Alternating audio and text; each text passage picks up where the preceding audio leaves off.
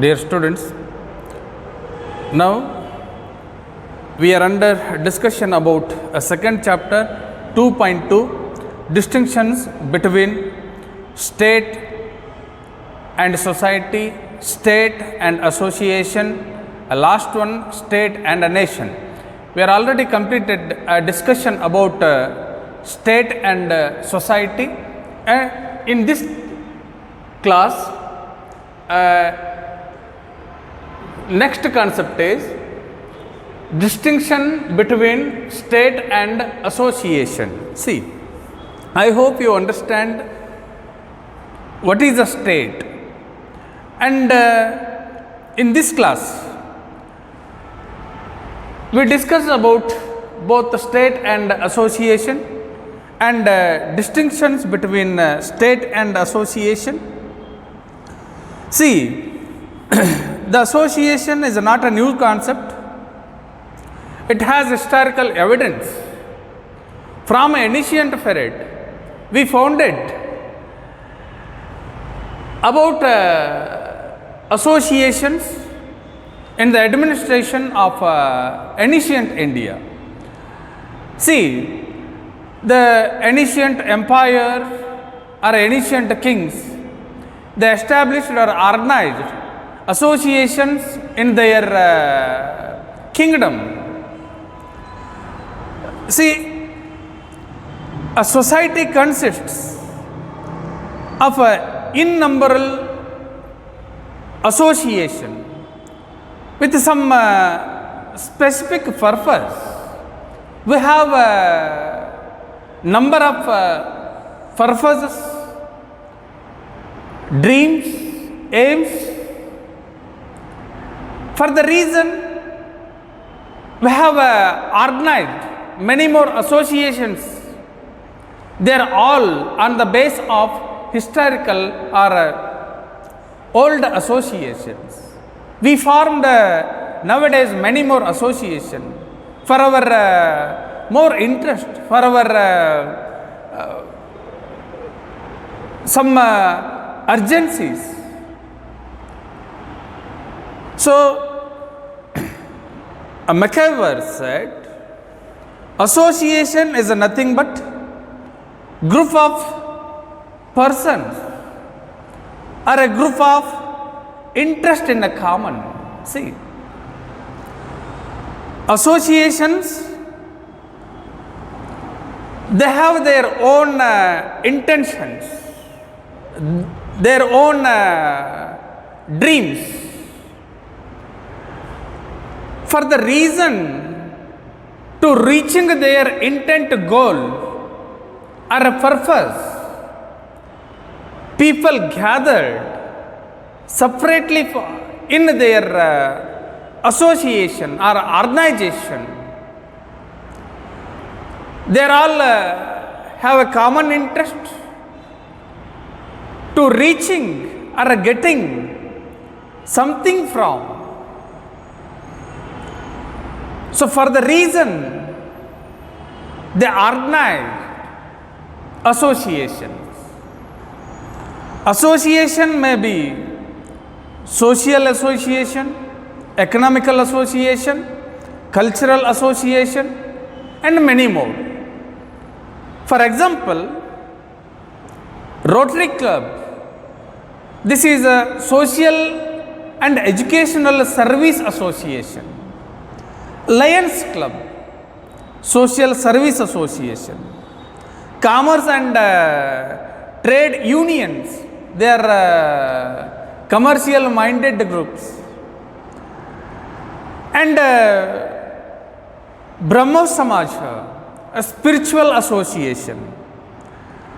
Arya Samaja, a spiritual association. Cultural and lingual associations. And we have more number of associations. The form of association or organization of association, it has a different intention. All associations are not same. All associations are not organized for getting same thing. they are framed for a different manner, for a different intention, by different interests, people group. See, among various association, the state is the most supreme political association. Don't forget this one. We have various associations, although a state which is supreme association, this is supreme political association which work for the people of state. Hence it is called as a association of association. See, we are already organized association, but state is association of association and the crown of association. See, state is the crown of association. See how it important to crown to the king or a queen. It exaggerate the personality of a king or a queen. All common people not wear a crown. See, can only a special personality can wear a crown. See, state itself, it included the various associations. For the reason we called a state is an association of association and the crown of association. See, associations are man-made things. All association, they have different interests, intentions, goals, aims to achieving or to reach or fulfill their need by through the association. So people find the organized association, they believe the unity. See, a unity, it can brings us a strength. When we are unable to getting by individually our needs and wants, then we think to start organized organization, and we struggle, we fight by through our association and organization, then it will help to getting easily our wants and needs from others or from a government or from a state. So for the reason we organize association. See, this is about explanation to the association. We'll tell you later after completion of Kannada medium explanation, distinction between state and association. I listed here, just I read for you. Okay. Kannada ಮೀಡಿಯಂದವರು ಕಳೆದ ಅವಧಿಯಲ್ಲಿ 2.2ನೆಯ ಮುಖ್ಯ ಪರಿಕಲ್ಪನೆ, 2ನೇ ಅಧ್ಯಾಯದ ಮುಖ್ಯ ಪರಿಕಲ್ಪನೆಯಲ್ಲಿ ರಾಜ್ಯ ಮತ್ತು ಸಮಾಜದ ನಡುವಿನ ವ್ಯತ್ಯಾಸವನ್ನು ನೋಡಿದ ಮೇಲೆ ಇಂದಿನ ಅವಧಿಯಲ್ಲಿ ರಾಜ್ಯ ಮತ್ತು ಸಂಘ ಸಂಸ್ಥೆಗಳ ನಡುವಿನ ವ್ಯತ್ಯಾಸವನ್ನು ಅರಿತುಕೊಳ್ಳುವುದು. ನಾನು ಕಳೆದ ಅವಧಿಯಲ್ಲಿ ರಾಜ್ಯ ಮತ್ತು ಸಮಾಜದ ನಡುವಿನ ವ್ಯತ್ಯಾಸವನ್ನು ಹೇಳಬೇಕಾದ್ರೆ ರಾಜ್ಯ ಅಂದ್ರೇನು, ಸಮಾಜ ಅಂದ್ರೇನು ಅನ್ನೋದರ ಬಗ್ಗೆ ನಾನು ವಿವರಣೆಯನ್ನು ಕೊಟ್ಟಿರುವಂಥದ್ದು. ಈ ಅವಧಿಯಲ್ಲಿ ರಾಜ್ಯದ ಬಗ್ಗೆ ನಾನು ಮತ್ತೆ ಬಹಳಷ್ಟು ಮಾತನಾಡ್ದೇನೆ. ಸಂಘ ಸಂಸ್ಥೆಗಳು ಅಂದರೆ ಏನು, ಸಂಘ ಸಂಸ್ಥೆಗಳಿಗೂ ರಾಜ್ಯಗೂ ಇರುವಂತಹ ವ್ಯತ್ಯಾಸ ಏನು ಅನ್ನೋದರ ಬಗ್ಗೆ ನಾನು ನಿಮಗೆ ಹೇಳಿಕೊಡ್ತೇನೆ.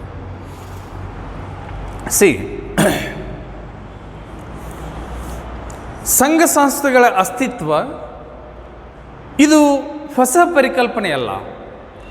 ಸಂಘ ಸಂಸ್ಥೆಗಳನ್ನು ಈಗಾಗಲೇ ನಾವು ಐತಿಹಾಸಿಕ ಅಧ್ಯಯನ ಪದ್ಧತಿಯಲ್ಲಿ ಪ್ರಾಚೀನ ಕಾಲದಿಂದ ಸಂಘ ಸಂಸ್ಥೆಗಳ ಅಸ್ತಿತ್ವದ ಬಗ್ಗೆ ನಾವು ಓದಿರುವಂಥದ್ದು, ತಿಳಿದುಕೊಂಡಿರುವಂಥದ್ದು. ಹಿಂದಿನ ಪ್ರಾಚೀನ ರಾಜರುಗಳ ಕಾಲದಲ್ಲಿ ಆಡಳಿತ ವ್ಯವಸ್ಥೆಯ ಅನುಕೂಲಕ್ಕಾಗಿ ಮತ್ತು ಜನರು ತಮ್ಮ ಬೇಕು ಬೇಡಿಕೆಗಳನ್ನು ಈಡೇರಿಸಿಕೊಳ್ಳುವಂತಹ ಅನುಕೂಲಕ್ಕಾಗಿ ಸಂಘ ಸಂಸ್ಥೆಗಳನ್ನು ಸ್ಥಾಪನೆ ಮಾಡಿಕೊಂಡಿದ್ದರು ಅನ್ನುವುದರ ಬಗ್ಗೆ ನಾವು ಬಹಳಷ್ಟು ಉದಾಹರಣೆಗಳನ್ನು ನೋಡಬಹುದು. ಇತಿಹಾಸದ ಕಾಲಘಟ್ಟದಲ್ಲಿ ಅವುಗಳನ್ನು ನಾವು ಅಭ್ಯಸಿಸಬಹುದು. ಈ ಸಂಘ ಸಂಸ್ಥೆಗಳು ಇವು ಎಲ್ಲದವು ಅಂತ ಕೇಳಿದರೆ, ಸಮಾಜದ ಒಳಗಡೆ, ರಾಜ್ಯದ ಒಳಗಡೆ ನಿರ್ಮಾಣವಾಗಿರುವಂತಹ ಅಸಂಖ್ಯಾತ ಸಂಘ ಸಂಸ್ಥೆಗಳನ್ನು ನಾವು ನೋಡಬಹುದು. ಆದರೆ ನೀವು ಒಂದು ವಿಷಯವನ್ನು ಜ್ಞಾಪಕದಲ್ಲಿ ಇಟ್ಕೊಳ್ಬೇಕು. ಸಮಾಜದಲ್ಲಿ ಹಲವಾರು ಸಂಘ ಸಂಸ್ಥೆಗಳು ಇದ್ದಾಗಿಯೂ ಅದರ ಸ್ಥಾಪನೆಯ ಮೂಲ ಉದ್ದೇಶ ವಿಭಿನ್ನವಾಗಿರುತ್ತೆ. ಎಲ್ಲ ಸಂಘ ಸಂಸ್ಥೆಗಳು ಒಂದೇ ಉದ್ದೇಶ ಗುರಿಯನ್ನು ಇಟ್ಟುಕೊಂಡು ಸ್ಥಾಪನೆಯಾಗಿರುವುದಿಲ್ಲ. ಹಲವಾರು ಸಂಘ ಸಂಸ್ಥೆಗಳನ್ನು ನಾವು ನೋಡಿರುವಂಥದ್ದು. ಆ ಸಂಘ ಸಂಸ್ಥೆಗಳು ವಿಭಿನ್ನವಾದಂತಹ ಗುರಿ ಉದ್ದೇಶ ಬೇಕು ಬೇಡಿಕೆಗಳನ್ನು ಆಧಾರವಾಗಿಟ್ಕೊಂಡು ರಚನೆಯಾಗಿರುವಂಥದ್ದು. ಅವುಗಳ ಗುರಿ ಉದ್ದೇಶ ವಿಭಿನ್ನವಾಗಿರುತ್ತೆ. ಇಂಥ ಸಂಘ ಸಂಸ್ಥೆಗಳ ಬಗ್ಗೆ ಮೆಕೈವರ್ ಒಂದು ಮಾತನ್ನು ಹೇಳ್ತಾರೆ. ಸಂಘ ಸಂಸ್ಥೆಗಳು ಅಂತಂದರೆ ಏನು ಅಂತ ಹೇಳಿ ಕೇಳಿದರೆ, ಸಂಘ ಸಂಸ್ಥೆಗಳು ಅಂತಂದರೆ ಬೇರೇನೂ ಅಲ್ಲ, ಇವು ಜನರಿಂದ ಸಂಘಟಿತಗೊಂಡಿರುವಂತಹ ಗುಂಪು. ಆ ಸಂಘಟನೆಯಲ್ಲಿರುವಂತಹ ಜನರಿಗೆ ಒಂದು ಸಾಮಾನ್ಯವಾದಂತಹ ಗುರಿ ಉದ್ದೇಶ ಇರುತ್ತೆ. ಆ ಗುರಿ ಉದ್ದೇಶವನ್ನು ಸಾಧನೆ ಮಾಡಲಿಕ್ಕೆ ಸಮಾನ ಮನಸ್ಕ ಜನರು ಒಂದೆಡೆಗೆ ಗುಂಪಾಗಿ ಒಂದು ಸಂಘಟನೆಯನ್ನು ಅಥವಾ ಸಂಘವನ್ನು ಅಥವಾ ಸಂಸ್ಥೆಯನ್ನು ಹುಟ್ಟು ಹಾಕಿರ್ತಾರೆ. ಆ ಸಂಘ ಅಥವಾ ಸಂಸ್ಥೆ ಇದರ ಉಗಮದ ಹಿನ್ನೆಲೆ ಇದು ವಿಭಿನ್ನವಾಗಿರುತ್ತೆ, ಇದರ ಗುರಿ ವಿಭಿನ್ನವಾಗಿರುತ್ತೆ. ಎಲ್ಲ ಸಂಘ ಸಂಸ್ಥೆಗಳು ಒಂದೇ ತೆರನಾದಂತಹ ಗುರಿ ಉದ್ದೇಶಗಳನ್ನು ಹೊಂದಿರಲಿಕ್ಕೆ ಸಾಧ್ಯವಿಲ್ಲ. ಸಂಘ ಸಂಸ್ಥೆಯ ಮೂಲಕ ಕೆಲವೊಂದಿಷ್ಟು ಸಮಾನ ಮನಸ್ಕ ಜನರು ಒಂದೆಡೆಗೆ ಸೇರಿ ತಮ್ಮ ಗುರಿಯನ್ನು ಸಾಧಿಸಲಿಕ್ಕೆ ಅಥವಾ ತಮ್ಮ ಬೇಕು ಬೇಡಿಕೆಯನ್ನು ಈಡೇರಿಸಿಕೊಳ್ಳಲಿಕ್ಕೆ ಒಂದು ಸಂಘಟನೆಯನ್ನು ಹುಟ್ಟು ಹಾಕಿರ್ತಾರೆ. ಆ ಸಂಘಟನೆಯ ಮೂಲಕ ಜನರು ತಾವು ಒಕ್ಕಟ್ಟಾಗಿ ತಮ್ಮ ಶಕ್ತಿಯನ್ನು ಪ್ರದರ್ಶನ ಮಾಡುವುದರ ಮೂಲಕ ತಮ್ಮ ಬೇಕು ಬೇಡಿಕೆಗಳನ್ನು ಈಡೇರಿಸಿಕೊಳ್ತಾರೆ.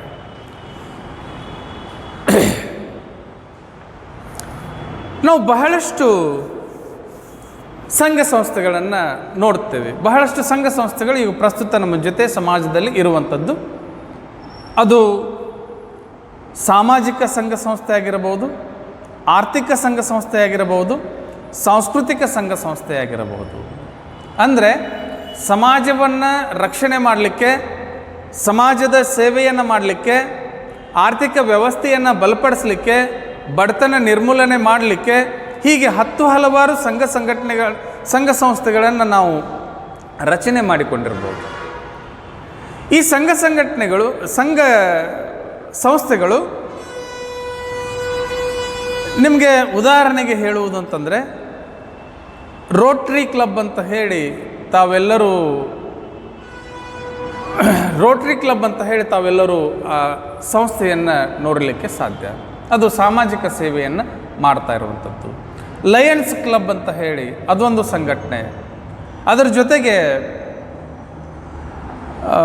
ವ್ಯಾಪಾರ ಮತ್ತು ವಾಣಿಜ್ಯ ಸಂಘಟನೆಗಳು, ಇವು ಆರ್ಥಿಕ ವ್ಯವಸ್ಥೆಯ ದೃಷ್ಟಿಕೋನದಿಂದ ನಮಗೆ ಅನುಕೂಲಕರವಾಗಿರುವಂತಹ ಸಂಘಟನೆಗಳು.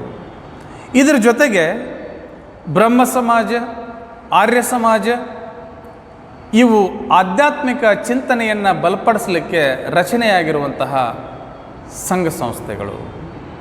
ಹಾಗೆಯೇ ಸಾಂಸ್ಕೃತಿಕ ಮತ್ತು ಭಾಷಿಕ ಸಂಘಟನೆಗಳು, ಇವು ವ್ಯಕ್ತಿಗಳು ತಮ್ಮ ಗುರಿ ಉದ್ದೇಶವನ್ನು ಸಾಧನೆ ಮಾಡಲಿಕ್ಕೆ ಅಥವಾ ಸಾಧಿಸಲಿಕ್ಕೆ ನಾವೇ ರಚನೆ ಮಾಡಿಕೊಂಡಿರುವಂತಹ ಸಂಘಟನೆಗಳು. ಸಮಾನ ಮನಸ್ಕರರು ಒಂದೆಡೆ ಸೇರಿ ಒಂದು ವಿಚಾರದ ದೃಷ್ಟಿಯ ಹಿನ್ನೆಲೆಯಲ್ಲಿ ಅದನ್ನು ತಳಹದಿಯನ್ನಾಗಿ ಮಾಡಿಕೊಂಡು ಆ ಸಂಘಟನೆಯನ್ನು ರಚನೆ ಮಾಡಿರ್ತಾರೆ. ನೋಡಿ, ಇಷ್ಟೆಲ್ಲ ಸಂಘ ಸಂಘಟನೆಗಳು ಅಥವಾ ಸಂಘ ಸಂಸ್ಥೆಗಳು ಇದ್ದಾಗಿಯೂ ಸಹಿತ ಈ ಸಂಘ ಸಂಸ್ಥೆಗಳು ಇವು ರಾಜ್ಯಕ್ಕಿಂತ ಹೆಚ್ಚಿನ ಪ್ರಾಶಸ್ತ್ಯವನ್ನು ಪಡೆಯದೇ ಇರುವಂತಹ ಸಂಘ ಸಂಸ್ಥೆಗಳು. ಸಂಘ ಸಂಸ್ಥೆಗಳಲ್ಲಿನೇ ಅತ್ಯಂತ ಬೃಹತ್ ಸಂಘ ಯಾವುದು ಅಂತಂದರೆ, ಸಂಸ್ಥೆ ಯಾವುದು ಅಂತಂದರೆ ಅದು ರಾಜ್ಯ. ನೋಡ್ರಿ, ರಾಜ್ಯ ಅನ್ನುವುದು ಇದು ಜನರ ಕಲ್ಯಾಣಕ್ಕಾಗಿ ಸ್ಥಾಪನೆಗೊಂಡಂತಹ ಸಂಸ್ಥೆ. ಈ ಸಂಘ ಸಂಸ್ಥೆಗಳು ಅನ್ನುವುದು ಇವು ಒಂದು ತಾತ್ಕಾಲಿಕ ಸಮಸ್ಯೆಯನ್ನು ಪರಿಹಾರ ಮಾಡುವುದಿರಬಹುದು ಅಥವಾ ತಾತ್ಕಾಲಿಕ ಬೇಡಿಕೆಯನ್ನು ಈಡೇರಿಸಿಕೊಳ್ಳುವುದಿರಬಹುದು, ಇದಕ್ಕಾಗಿ ರಚನೆಯಾಗಿರುವಂಥದ್ದು. ಆದರೆ ರಾಜ್ಯ ಅಂತಂದರೆ ಮನುಷ್ಯನ ಸಂಪೂರ್ಣವಾದಂತಹ ಕಲ್ಯಾಣ ಬಯಸುವಂತಹ ಸಂಸ್ಥೆ. ಇದಕ್ಕಿಂತಲೂ ಬೃಹತ್ ಸಂಸ್ಥೆಯನ್ನು ನಾವು ನೋಡಲಿಕ್ಕೆ ಸಾಧ್ಯವಿಲ್ಲ. ನೋಡ್ರಿ, ರಾಜ್ಯ ಅನ್ನುವುದು ಸಂಘ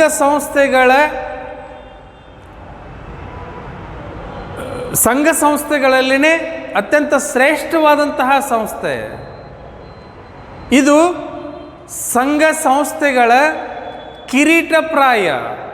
ನೋಡ್ರಿ, ಇದು ಒಂದು ಸಿಂಹಾಸನ ಇದ್ದಂಗೆ, ಇದು ಕಿರೀಟ ಇದ್ದಂಗೆ. ರಾಜನಿಗೆ ಕಿರೀಟವೇ ಏನು ಅಂತಂದರೆ ಐಡೆಂಟಿಫಿಕೇಶನ್, ಗುರುತಿಸುವುದು. ಸಾಮಾನ್ಯ ಜನರು ಯಾರೂ ಕಿರೀಟವನ್ನು ಹಾಕ್ಕೊಳ್ಳುವುದಿಲ್ಲ. ವಿಶೇಷವಾದವ ಯಾರು ಅಂತಂದರೆ ರಾಜ ಅಥವಾ ರಾಣಿ, ಅವನು ಮಾತ್ರ ಕಿರೀಟವನ್ನು ಧರಿಸ್ತಾನೆ. ಸಾಮಾನ್ಯ ಜನರು ಯಾರೂ ಸಿಂಹಾಸನದ ಮೇಲೆ ಕೂಡುವುದಿಲ್ಲ. ರಾಜ ಅಥವಾ ರಾಣಿ ಇವರು ಮಾತ್ರ ಸಿಂಹಾಸನದ ಮೇಲೆ ಕೂಡ್ತಾರೆ. ಅಂದರೆ ಸಂಘ ಸಂಸ್ಥೆಗಳು ಎಷ್ಟೇ ಇದ್ದಾಗಿಯೂ ಸಹಿತ ರಾಜ್ಯ ಅನ್ನುವಂತಹ ಸಂಸ್ಥೆ ಅವೆಲ್ಲವುಗಳ ಮೇಲೆ ವಿರಾಜಮಾನವಾಗಿರುವಂಥದ್ದು, ಆದರ್ಶಪ್ರಾಯವಾಗಿರುವಂಥದ್ದು, ಅದು ಕಿರೀಟಪ್ರಾಯವಾಗಿರುವಂಥದ್ದು. ನೋಡಿ, ಇದು ಸಂಘ ಸಂಸ್ಥೆಗಳ ಬಗ್ಗೆ ಇಷ್ಟು ವಿವರಣೆ. ಇನ್ನು ಮುಂದಿನ ವಿಚಾರ ಏನು ಅಂತಂದರೆ, ರಾಜ್ಯ ಮತ್ತು ಸಂಘ ಸಂಸ್ಥೆಗಳ ನಡುವಿನ ವ್ಯತ್ಯಾಸಗಳು. ಇದನ್ನು ಇಂಗ್ಲೀಷ್ನವರಿಗೆ ಹೇಳಿದ ನಂತರ ನಾನು ನಿಮಗೆ ಹೇಳ್ತೇನೆ. English medium students, distinctions between state and associations. We have 7 distinctions between state and association. This side state and this side association.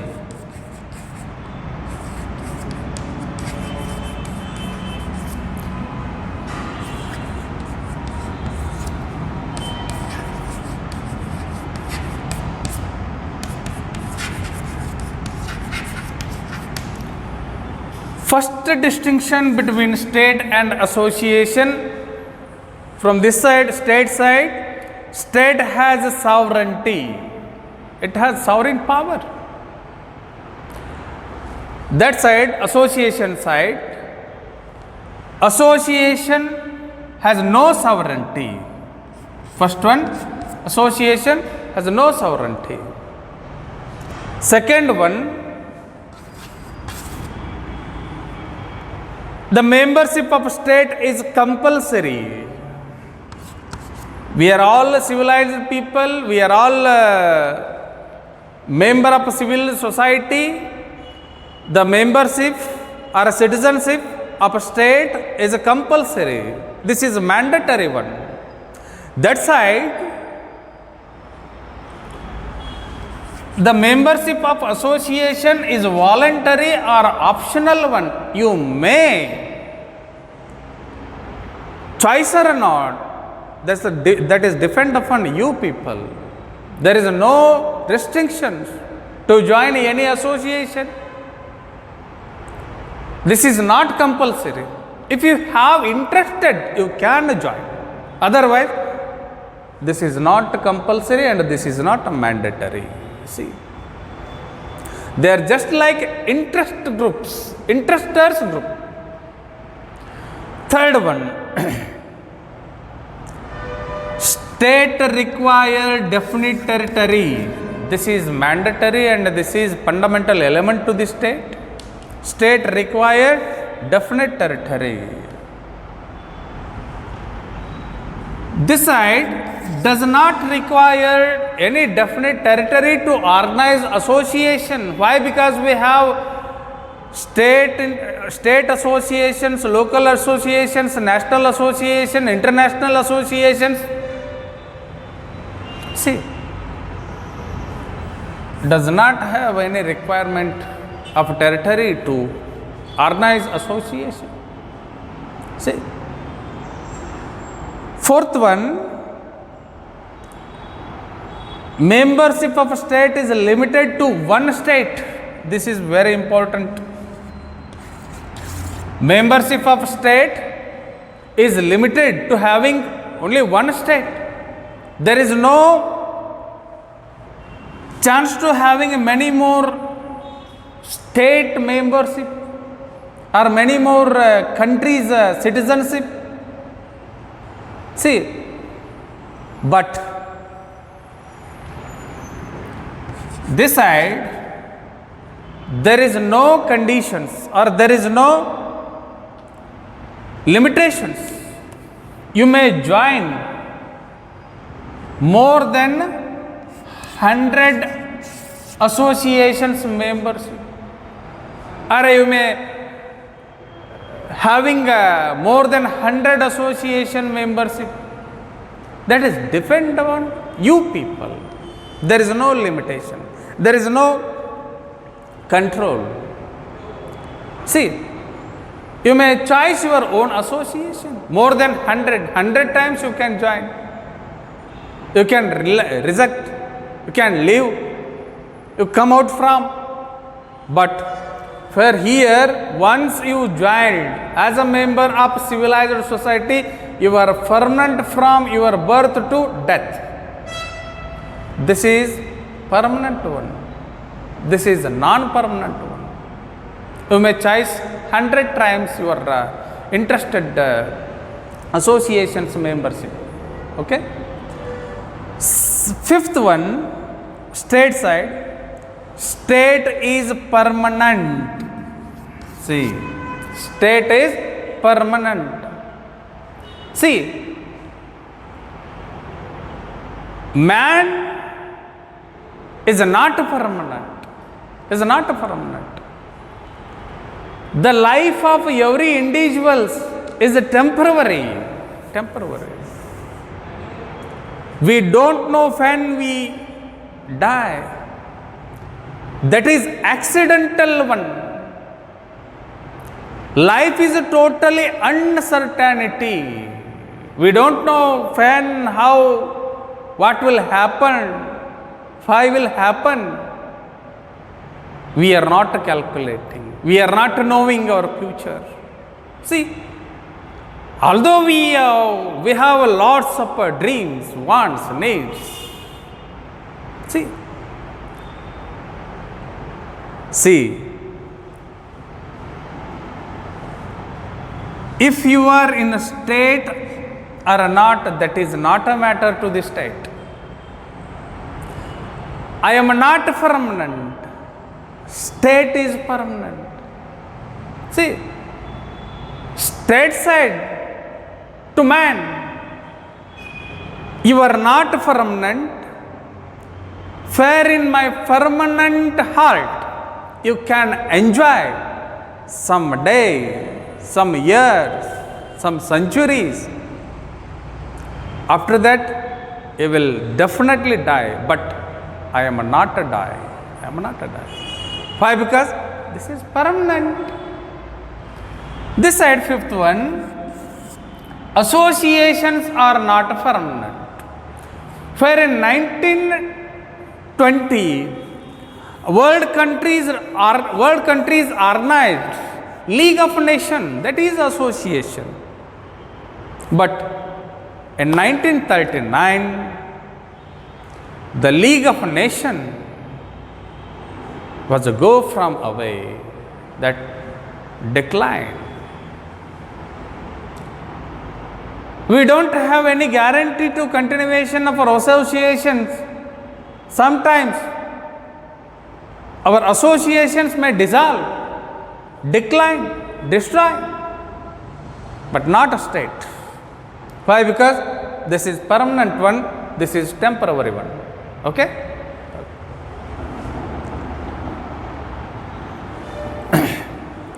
Sixth one,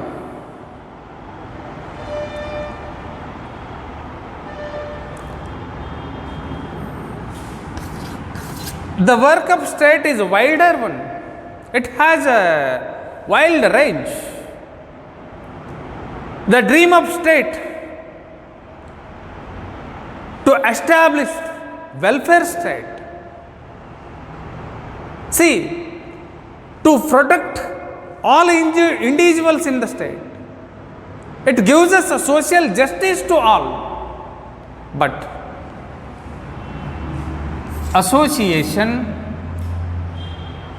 this is a small one. It has a small area, boundaries. The intention of association is very small. It survive can only few people, not whole state people. Why? Because the intention of association is different. Dreams are different. They have a limited requirements, demands. To fulfillment their requirable demands and fulfillment they are working for, but not state. State, it is a supreme association. This is working for all individuals in the state. See. Last one, seventh one. A state is a supreme association. Why? Because it has sovereign power. So, for the reason, this is supreme association. The state can control whole things included in the territory. It has power to control over all individuals. See, material and non-material things. See,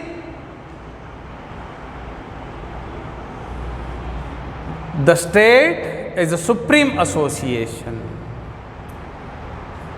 This side, seventh one, doesn't have any supreme power to control state people. It can control only itself, its members in the organization, not others. This is limited one. Do not have any such a power itself. It can't control, it can't survive whole state. Why? Because this is the smallest part of state only. Okay?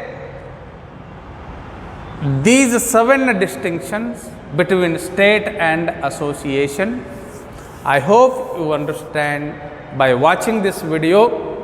We'll meet you again in next class with a new concept, that is distinction between state and nation.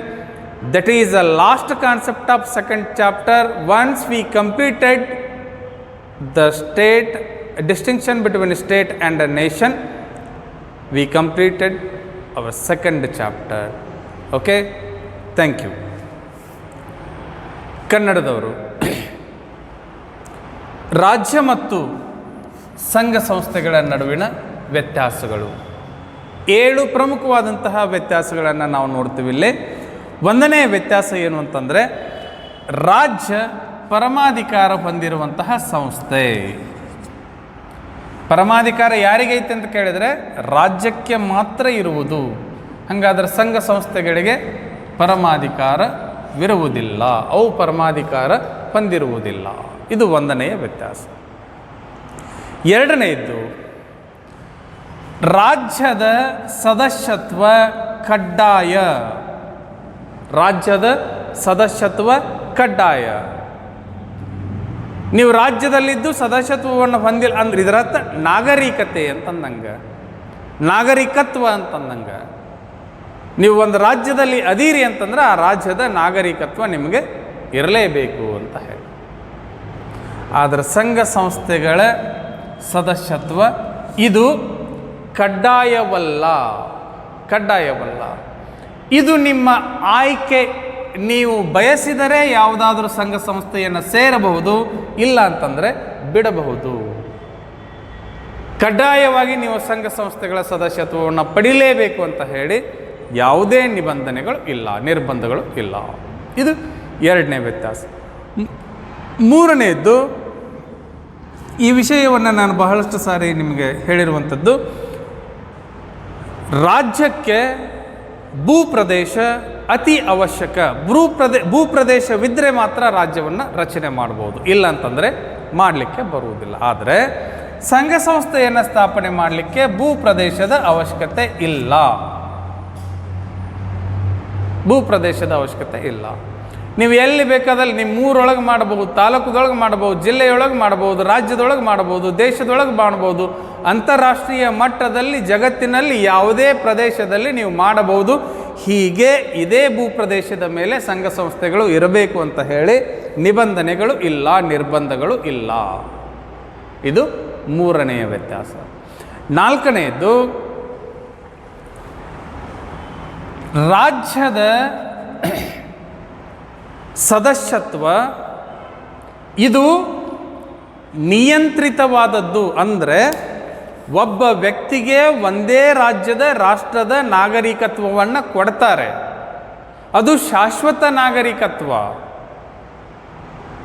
ನೀವು ಒಂದೇ ದೇಶದ ನಾಗರಿಕರು ಅಂತ ಹೇಳಿ ಕರೀತಾರೆ ನಿಮ್ಮನ್ನ. ನೀವು ಯಾರು ಅಂತ ಕೇಳಿದರೆ ನಾವು ಭಾರತದ ನಾಗರಿಕರು, ಭಾರತೀಯ ಪ್ರಜೆಗಳು ಅಷ್ಟೇ. ಅಮೇರಿಕಕ್ಕೆ ಹೋಗ್ಬೋದು, ಹೋದರೆ ಅಲ್ಲಿಯ ನಾಗರಿಕರು ಅಂತ ಅಲ್ಲ ಅದರ ಅರ್ಥ, ಕಾರ್ಯಾರ್ಥ ನೀವು ಹೋಗಬಹುದು ಅಷ್ಟೇ. ಆದರೆ ನೀವು ನಿಮ್ಮ ಹುಟ್ಟಿನ ಆಧಾರದ ಮೇಲೆ ಒಂದು ದೇಶದ ನಾಗರಿಕತ್ವವನ್ನು ಪಡೆದುಕೊಳ್ತೀರಿ. ನಾವೆಲ್ಲರೂ ಭಾರತೀಯರು ಅಂತ ಹೇಳಿ ಹೆಂಗೆ ಕರೆಸ್ಕೊಳ್ತೀವೋ ಹಾಗೆ ಒಬ್ಬ ವ್ಯಕ್ತಿಗೆ ರಾಜ್ಯದ ನಿಯಂತ್ರಿತ ಒಂದು ನಾಗರಿಕತ್ವ ಇರುತ್ತೆ. ಆದರೆ ಸಂಘ ಸಂಸ್ಥೆಗಳಲ್ಲಿ ಹಾಗಲ್ಲ. ನೀವು ಸುಮಾರು 100ಕ್ಕಿಂತ ಹೆಚ್ಚಿನ ಸಂಘ ಸಂಸ್ಥೆಗಳ ಸದಸ್ಯತ್ವವನ್ನು ಪಡೆದುಕೊಳ್ಳಬಹುದು, ಏನು ತಪ್ಪಿಲ್ಲ. ಈ ದೇಶದ ಸಂಘ ಸಂಸ್ಥೆಗಳು ಅಷ್ಟೇ ಅಲ್ಲದೆ ವಿದೇಶದ ಸಂಘ ಸಂಸ್ಥೆಗಳ ಸದಸ್ಯರು ಆಗಬಹುದು, ಸದಸ್ಯತ್ವ ಪಡೆದುಕೊಳ್ಳಬಹುದು. ಅದು ನಿಮ್ಮ ಆಯ್ಕೆ, ನಿಮ್ಮ ಆಯ್ಕೆ, ಅದಕ್ಕೆ ನಿರ್ಬಂಧ ಇಲ್ಲ. ಆದರೆ ರಾಜ್ಯದ ಸದಸ್ಯತ್ವ ನಿಯಂತ್ರಣಕ್ಕೆ ಒಳಪಟ್ಟಿದ್ದು. ಇದು ಒಂದೇ ಬಾರಿ ಸಿಗುವಂಥದ್ದು. ನೀವು ಹುಟ್ಟಿನಿಂದ ಸಾಯುವವರೆಗೆ ಒಂದೇ ದೇಶದ ಪ್ರಜೆಗಳಾಗಿ ಸಾಯಬಹುದು, ಒಂದೇ ದೇಶದ ಪ್ರಜೆಗಳಾಗಿ ಇರಬೇಕು, ಒಳ್ಳೆಯದು. ಬೇರೆ ದೇಶಕ್ಕೆ ನೀವು ಹೋಗ್ತೀನಿ ಅಂತಂದರೆ, ಅಲ್ಲೇ ನೀವು ಕಾಯಮಾಗಿ ಇರ್ತೀನಿ ಅಂತಂದರೆ ಈ ದೇಶದ ನಾಗರಿಕತ್ವವನ್ನು ಕಳೆದುಕೊಳ್ಳಬೇಕಾಗತ್ತೆ ನೀವು ಆ ದೇಶದ ಪ್ರಜೆಗಳಾದರೆ. ಓಕೆ. ಐದನೇದು, ರಾಜ್ಯ ಇದು ಶಾಶ್ವತವಾದದ್ದು. ನೋಡ್ರಿ, ನಾವು ಏನು ತಿಳಿದೀವಿ ಎಲ್ಲರೂ ಅಂತಂದರೆ, ನಾವು ಇಲ್ಲಿ ಶಾಶ್ವತವಾಗಿ ಇರ್ತೀವಿ ಅಂತ ಹೇಳಿ ತಿಳಿದು ಏನು ನೌಕರಿ ಮಾಡಿದ್ದು, ಏನು ದುಡ್ಡು ಗಳಿಸಿದ್ದು, ಏನು ಮನೆ ಕಟ್ಟಿಸಿದ್ದು, ಕಾರ್ ತೊಗೊಂಡಿದ್ದು, ವಜ್ರಾಭರಣಗಳನ್ನು ತೊಗೊಂಡಿದ್ದು ನಮಗೆ ಅರಿವು ಇಲ್ಲ. ಏನು ಅರಿವಿಲ್ಲ ಅಂತಂದ್ರೆ, ನಾವು ಯಾರೂ ಇಲ್ಲಿ ಶಾಶ್ವತವಾಗಿ ಇರುವುದಿಲ್ಲ ಅನ್ನುವ ಅರಿವು ನಮಗಿಲ್ಲ, ಅರಿವಿನ ಕೊರತೆ ಇತ್ತು. ಒಂದಿಷ್ಟು ದಾನ ಧರ್ಮ ಮಾಡಿ ಇನ್ನೊಬ್ಬರನ್ನು ಬದುಕಿಸುವಂತಹ ವಿಚಾರಗಳು ನಮ್ಮ ತಲೆಯೊಳಗಿಲ್ಲ. ಪ್ರತಿನಿತ್ಯ ಮುಂಜಾನೆ ಎದ್ದ ಮೇಲೆ ಹೆಂಗೆ ಗಳಿಸಬೇಕು, ಯಾರಿಗೆ ಮೋಸ ಮಾಡಬೇಕು, ಯಾರಿಗೆ ಅನ್ಯಾಯ ಮಾಡಬೇಕು. ಆದರೆ ರಾಜ್ಯ ಹೇಳ್ತೈತಿ, ಏನು ಹೇಳ್ತೈತಿ? ಏ ಮನುಷ್ಯನೇ, ನೀನು ಕೇವಲ 60 ಅಬ್ಬಬ್ಬ ಅಂದರೆ 100 ವರ್ಷ ಬದುಕುವ ಆಯುಷ್ಯನ್ನು ಮಾತ್ರ ಹೊತ್ತುಕೊಂಡು ಬಂದವನು. ಅದಾದ ಮೇಲೆ ಆ ಕ್ಷಣ ನಿನ್ನ ಎಲ್ಲ ವೈಭೋಗದ ಅಂತ್ಯ ಆದರೆ ಶಾಶ್ವತವಾಗಿ ನಾನು ಇಲ್ಲಿ ಒಂದಿಷ್ಟು ನನ್ನ ಮಡಿಲೊಳಗೆ ನೀನು ಬದುಕಕ್ಕೆ ಬಂದು ಪ್ರೇಮದಿಂದ ಬದುಕಬೇಕು, ಸಂತೋಷದಿಂದ ಬದುಕಬೇಕು, ಒಂದಿಷ್ಟು ಇಲ್ಲಿಯ ಎಲ್ಲ ಸೌಲಭ್ಯಗಳನ್ನು ತೆಗೆದುಕೊಂಡು ಉತ್ತಮ ಜೀವನವನ್ನು ಮಾಡಿ ಹೋಗಬೇಕಷ್ಟೇ. ನೀನು ಇಲ್ಲಿ ಇರೋಕ್ಕೆ ಬಂದಿಲ್ಲ. ರಾಜ್ಯ ಮನುಷ್ಯನಿಗೆ ಹೇಳುತ್ತೆ. ಮನುಷ್ಯ ಇದನ್ನು ತಲೆಯಾಗ ಹಾಕ್ಕೊಳ್ಳಿಲ್ಲ. ಅವ ಏನಂತಂದ್ರೆ ನಾನೇ ಶಾಶ್ವತ ಅದೀನಿ, ಇಡೀ ರಾಜ್ಯವನ್ನು ಖರೀದಿ ಮಾಡಿಬಿಟ್ರೆ ಹೆಂಗಂತ ಹೇಳಿ ಭ್ರಷ್ಟನಾಗಿ ಅಧಿಕಾರ ದುರುಪಯೋಗ ಮಾಡಿಕೊಂಡು ಹಣ ಮಾಡಿಕೊಂಡು ಆಸ್ತಿ ಮಾಡಿಕೊಂಡು ಇನ್ನೊಬ್ಬರನ್ನು ಶೋಷಣೆ ಮಾಡಿ ಕಣ್ಣೀರು ಹಾಕಿಸಿ, ಇದು ಎಲ್ಲ ನಮ್ಮ ಕರ್ಮ ಫಲ ಒಂದೊಂದು ದಿನ ನಮ್ಮನ್ನು ತಿನ್ನದೇ ಬಿಡುವುದಿಲ್ಲ. ಅದರ ವಾಸ್ತವ ಸತ್ಯ ಏನೈತಲ್ಲ, ನಾನು ಏನು ಹೇಳಬೇಕಾಗಿದ್ದು ನಿಮಗಂತಂದ್ರೆ, ರಾಜ್ಯ ಶಾಶ್ವತ, ಇದು ಶಾಶ್ವತ. ಸಂಘ ಸಂಸ್ಥೆ ಅದು ಯಾವಾಗ ಬಿದ್ದು ಹೋಗುತ್ತೋ, ಯಾವಾಗ ವಿಸರ್ಜನೆ ಆಗುತ್ತೋ ಗೊತ್ತಿಲ್ಲ. ಅದು ತನ್ನ ಆಶೆಯನ್ನು ತೀರಿಸಿಕೊಂಡ ಮೇಲೆ ಬಿದ್ದು ಹೋಗಬಹುದು, ಇರಬೇಕು ಅಂತೇನಿಲ್ಲ. 1920ರಲ್ಲಿ ಲೀಗ್ ಆಫ್ ನೇಷನ್ ಅಂದರೆ ರಾಷ್ಟ್ರ ಸಂಘ ಅಂತ ಹೇಳಿ ಒಂದು ಅಂತಾರಾಷ್ಟ್ರೀಯ ಸಂಘಟನೆಯನ್ನು ಕಟ್ಟಲಾಯಿತು. ಈಗ ವಿಶ್ವಸಂಸ್ಥೆ ಏನಿದೆಯಲ್ಲ, ಇದರ ಹಿಂದಿನ ಸಂಘಟನೆ, ಹಿಂದಿನ ಹಿನ್ನೆಲೆ ಏನು ಅಂತಂದರೆ ರಾಷ್ಟ್ರ ಸಂಘ. ಅದು 1939ಕ್ಕೆ ಬಿದ್ದು ಹೋಯಿತು. ಅಂದರೆ ರಾಜ್ಯ ಶಾಶ್ವತವಾಗಿರುತ್ತೆ, ಸಂಘ ಸಂಸ್ಥೆಗಳು ಬಿದ್ದು ಹೋಗ್ಬೋದು. ಶಾಶ್ವತವಾಗಿ ಇರ್ತಾವು ಅಂತ ಹೇಳಿ ಯಾವುದೇ ಖಾತ್ರಿ ಇಲ್ಲ, ಬಿದ್ದು ಹೋಗ್ಬೋದು. ಹೌದು. ಆರನೆಯದ್ದು, ರಾಜ್ಯದ ಉದ್ದೇಶ ಇದು ವಿಶಾಲವಾದಂತಹ ಗುರಿ ಉದ್ದೇಶವನ್ನು ಇಟ್ಟುಕೊಂಡು ಸ್ಥಾಪನೆಯಾಗಿರುವಂಥದ್ದು. ಇದರ ಅಂತಿಮ ಗುರಿ ಏನು ಅಂತಂದರೆ ಕಲ್ಯಾಣ ರಾಜ್ಯ ಸ್ಥಾಪನೆ. ಅಂದರೆ ಜನತೆಯ ಕಲ್ಯಾಣವನ್ನು ಬಯಸುವುದು ರಾಜ್ಯದ್ದು, ಯಾರ್ದೋ ಒಬ್ಬರ ಕಲ್ಯಾಣವನ್ನು ಬಯಸುವುದಲ್ಲ, ಇಡೀ ರಾಜ್ಯದ ಜನರ ಕಲ್ಯಾಣವನ್ನು ಬಯಸುವುದು. ಆದರೆ ಸಂಘ ಸಂಸ್ಥೆಯ ಗುರಿ ಉದ್ದೇಶ ಸಂಕುಚಿತವಾದದ್ದು. ಅದು ಎಲ್ಲರ ಕಲ್ಯಾಣವನ್ನು ಬಯಸುವುದಿಲ್ಲ.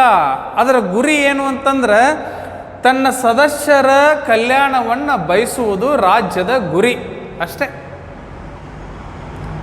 ಅವರು ತಮ್ಮ ಗುರಿ ಉದ್ದೇಶವನ್ನು ಈಡೇರಿಸಿಕೊಂಡ್ರು ಅಂತಂದ್ರೆ ಮುಗೀತು ಇದರ ಕೆಲಸ. ಅವರು ಬೇರೆಯವರ ಬಗ್ಗೆ ವಿಚಾರವನ್ನು ಮಾಡುವುದಿಲ್ಲ. ಕೊನೆಯದು, ರಾಜ್ಯ ಬೃಹತ್ ಸಂಘಟನೆ, ಬೃಹತ್ ಸಂಘ. ಇದಕ್ಕಿಂತಲೂ ದೊಡ್ಡದಾದಂತಹ ಸಂಘ ಬೇರೆ ಯಾವುದೂ ಇಲ್ಲ. ಇವು ಎಲ್ಲ ಏನದವಲ್ಲ, ಇವು ರಾಜ್ಯದ ಒಳಗಡೆ ಬರುವಂತಹ ಸಣ್ಣ ಸಣ್ಣ ಘಟಕಗಳು ಅಷ್ಟೇ, ಘಟಕಗಳು. ಸಂಘ ಸಂಸ್ಥೆಗಳಲ್ಲಿನೇ ಅತ್ಯಂತ ಶ್ರೇಷ್ಠವಾದ ಸಂಘ ಸಂಸ್ಥೆ ಯಾವುದು ಅಂತಂದರೆ ಅದು ರಾಜ್ಯ ಬೃಹತ್ ಸಂಘಟನೆ. ಸಂಘ ಸಂಸ್ಥೆಗಳು ಇವು ರಾಜ್ಯದ ಒಳಗಡೆ ಬರುವಂತಹ, ರಾಜ್ಯದ ಒಳಗಡೆನೇ ಇರುವಂತಹ ಸಣ್ಣ ಸಂಘಟನೆಗಳು ಅಷ್ಟೇ. ಹೀಗೆ 7 ಪ್ರಕಾರದ ಸಂಘ ಸಂಸ್ಥೆಗಳ ನಡುವಿನ ವ್ಯತ್ಯಾಸ, ರಾಜ್ಯ ಮತ್ತು ಸಂಘ ಸಂಸ್ಥೆಗಳ ನಡುವಿನ ವ್ಯತ್ಯಾಸ. ಇದು ಆದ ಮೇಲೆ ಮುಂದಿನ ಅವಧಿಯಲ್ಲಿ ರಾಜ್ಯ ಮತ್ತು ರಾಷ್ಟ್ರದ ನಡುವಿನ ವ್ಯತ್ಯಾಸವನ್ನು ನಾವು ಪ್ರಾರಂಭ ಮಾಡೋಣ. ಆ ರಾಜ್ಯ ಮತ್ತು ರಾಷ್ಟ್ರದ ನಡುವಿನ ವ್ಯತ್ಯಾಸವೊಂದನ್ನು ನಾವು ಅಧ್ಯಯನ ಮಾಡಿದರೆ 2ನೇ ಅಧ್ಯಾಯ ಸಂಪೂರ್ಣವಾಗಿ ಮುಗಿದ ಹಾಗೆ. ಮತ್ತು 3ನೇ ಅಧ್ಯಾಯವನ್ನು ಮತ್ತು ಮುಂಬರುವಂಥ ದಿನಗಳಲ್ಲಿ ನೋಡೋಣಂತ ಹೇಳ್ತಾ, ಇದನ್ನು ತಾವೆಲ್ಲರೂ ಈ ವಿಡಿಯೋವನ್ನು ವೀಕ್ಷಣೆ ಮಾಡುವುದರ ಮೂಲಕ ನಾನು ವಿವರಿಸಿದಂತಹ ಎಲ್ಲ ವಿಚಾರಗಳನ್ನು ಚೆನ್ನಾಗಿ ಜ್ಞಾಪಕದಲ್ಲಿಟ್ಕೊಳ್ರಿ. ಅದನ್ನು ನಿಮ್ಮ ನೋಟ್ ಪುಸ್ತಕದಲ್ಲಿ ಬರೆದುಕೊಳ್ಳಬೇಕು, ಪ್ರಶ್ನೆ ಉತ್ತರಗಳನ್ನು ಬರೀಬೇಕು. ಮುಂದಿನ ಅವಧಿಯಲ್ಲಿ ಮುಂದಿನ ಹೊಸ ವಿಷಯದ ಜೊತೆಗೆ ಮತ್ತೆ ನಾನು ನಿಮ್ಮನ್ನು ಭೇಟಿಯಾಗ್ತೇನೆ. ನಮಸ್ಕಾರ.